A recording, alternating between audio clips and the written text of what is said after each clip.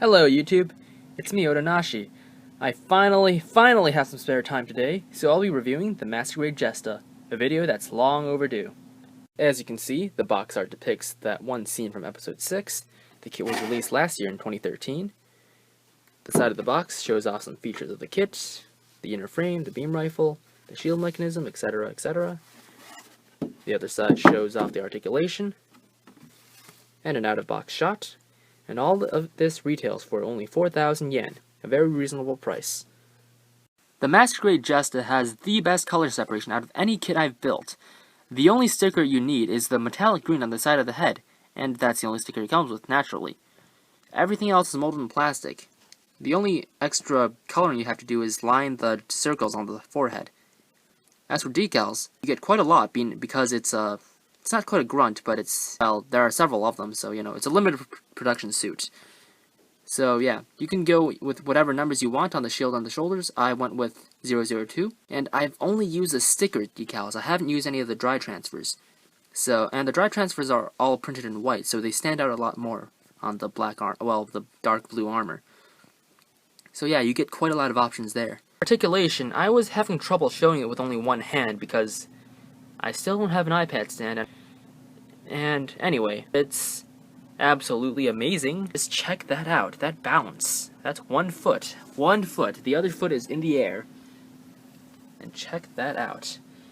Anyway, some key things of interest here. The head is on a single ball joint, but the range is better than most double ball joints, so that's fine. It can move anywhere.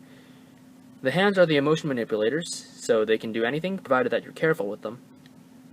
The shield arm is, well, with that many joints, you're not going to have any issues posing with it. And it can hold it if you're patient enough. It's just the handle that's the issue. But it's not that hard to hold, it just doesn't look that good. The chest is double ball jointed, and the pipe actually moves out of the way, so it's not restricted at all. The hips are variable, of course, and the knees. This is the most important feature. Anyway, the knees, unless you pull them out, they can only move 90 degrees, but once you pull them out, they can bend a full 180, like in any normal Masquerade. And this was done so that normally it would look like the normal Jesta, because when the knees are pulled out and it's just standing there, it looks kind of weird because the joint is elongated. But this way, they can retain the normal design of the Jesta while having amazing articulation. And the ankles are quadruple jointed, so they can move almost anywhere you want. The backpack thrusters here can actually move out, like so. And, yeah, and the back armor here actually can move out of the way to accommodate for the full bend. One thing to note, all the joints are molded in the new frame polystyrene, so the joints feel silky smooth when you move them. And they're very durable. They don't stress as easily as ABS joints, and they don't get damaged by sunlight.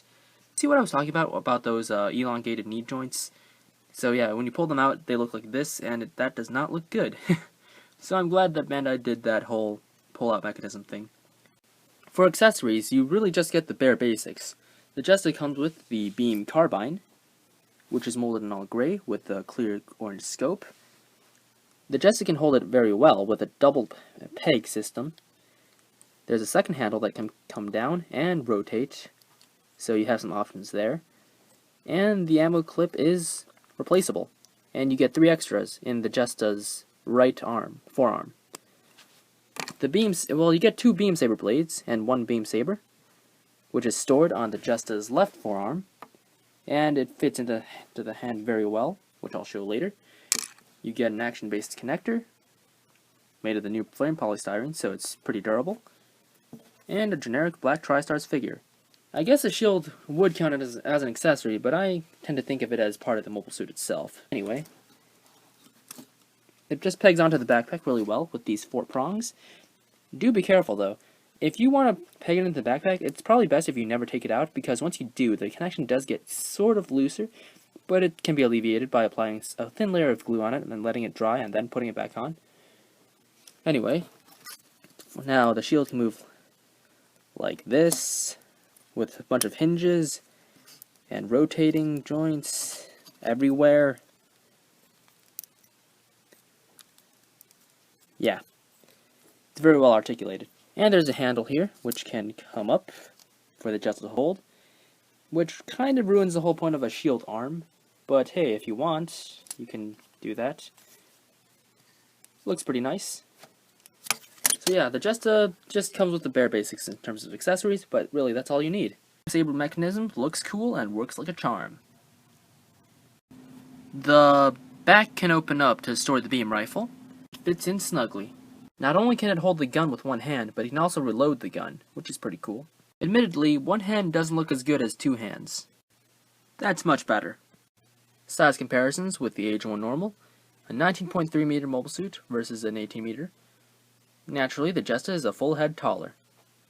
I will confess, when I first saw the CAD scans of this suit, my expectations for the kit were low, but after the kit was released and I saw picture reviews online, I was blown away. This kit looked amazing, and I couldn't wait to get my hands on it. And when I finally did, every expectation I had was fulfilled and more. This is not a disappointment to me in any way, shape, or form. The engineering overcomes every single design limitation the Jesta design had. The color separation is near perfect, and just the proportions, they're so well done, much better than the high grade. The high grade was slim and the head was too small for my taste, while this one is just right. The head isn't large, it's more humanoid, it's stocky, it's intimidating, it's everything you'd want from a special operations mobile suit. Even though it doesn't come with a lot of accessories, what it does come with are more than enough.